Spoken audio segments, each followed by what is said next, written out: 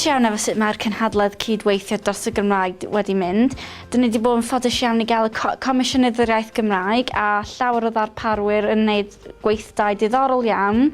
A dyn ni'n gobeithio bydd y mynychwyr heddiw yn mynd yn ôl i'r cymunedau gweithleoedd ac yn rheadru be maen nhw wedi dysgu heddiw i'r gymuned ehangach i gael effaith cadarnhaol ar yr iaith a sut dyn ni'n mynnu gwasanaeth Cymraeg.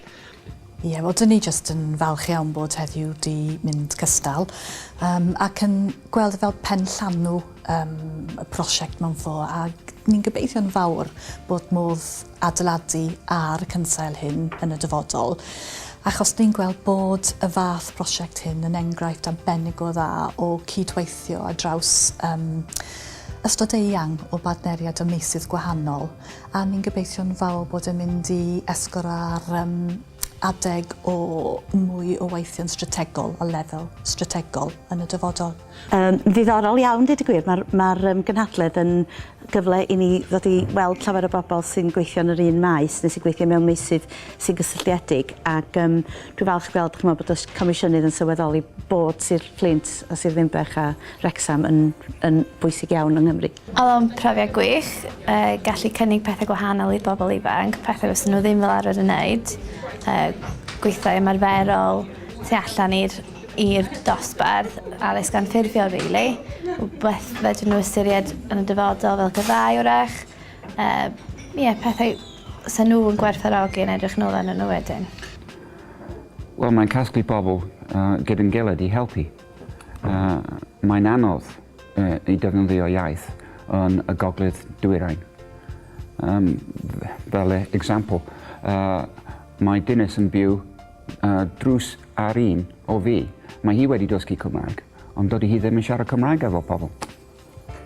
Mae bethau yn anodd.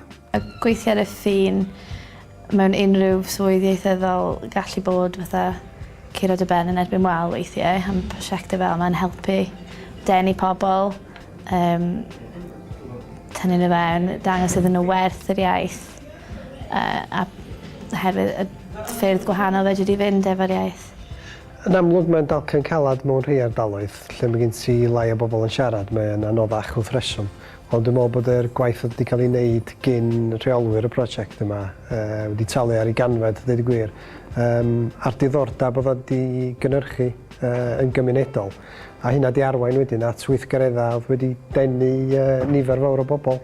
O ran y ddeddfwriaeth, sy'n ni'n dweud mae'n sefyllfa weddol o gryf. Mae dyn ni ddarn o ddeddfwriaeth Deddf 93 yn San Steffan, Deddf mesur fan hyn 2011. Felly beth sydd ddim gyda ni yw'r hyder i ddefnyddio'r gyfraith yna yn y modd fysa'r Gwyddel yn neud. Maen nhw'n defnyddio eu cyfreithiau, maen nhw'n herio.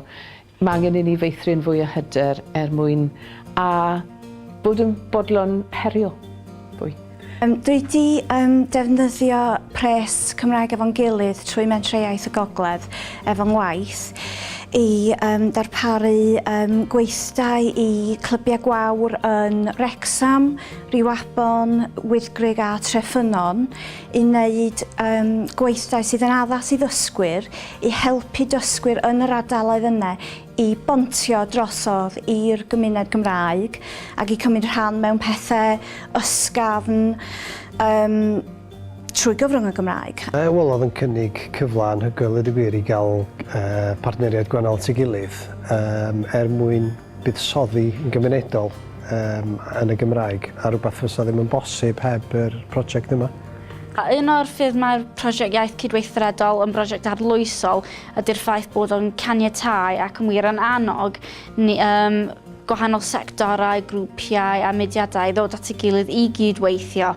Dedodd y Comisiynydd bod yr elfen yma yn rhywbeth wych, dwi'n credu'r geiriau nath i ddefnyddio oedd anhygoel a oedd hi'n gobeithio gweld rhagor o'r math yma gydweithio yn y dyfodol.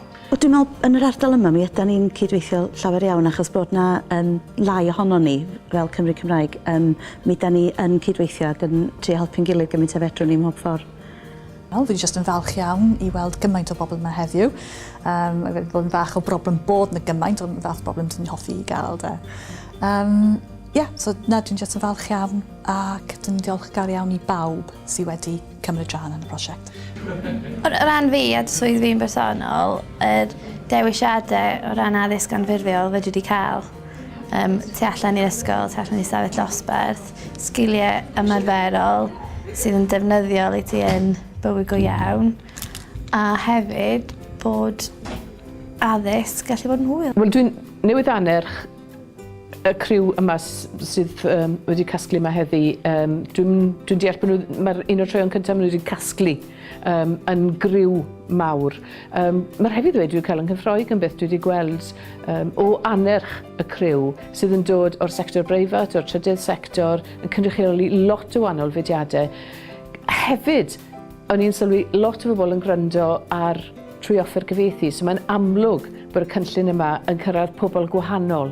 Ac felly, reit gyffroes i fod yn anerch ac yn trafod rôl y Comisiynydd a sut gallwn ni, fel corff, gweithio gyda'r ymbrel yma o gyrff yn y Gogledd Ddwyrain i greu newid o ran y Gymraeg. Dwi'n bod yn cyfle da i gyfarfod bobl fysach chi ddim yn neud fel arfer, sydd yn gweithio'r un maes â chi, ond wrach bod chi just heb gael y gyfle i ddod i nabod nhw. Gweld sut rydych chi helpu'ch gilydd, gweld sut maen nhw wedi weithredu'r prosiect yn wahanol i be wyt ti, rhannu profiadau, a mae'r gweithdai hefyd yn cyfle da i ni gysylltu efo'r Gymraeg heddiw a dyfodol y Gymraeg. Gweld be fedrwn ni wneud, be sydd angen i wneud, be sydd yn digwydd. Fys ni'n licio gweld parhad y prosiect a rhagor o gyfleoedd i ni fel mentrau a partneriaid ieithyddol parhau i gydweithio ar prosiectau treftadol a ieithyddol gyda'n gilydd.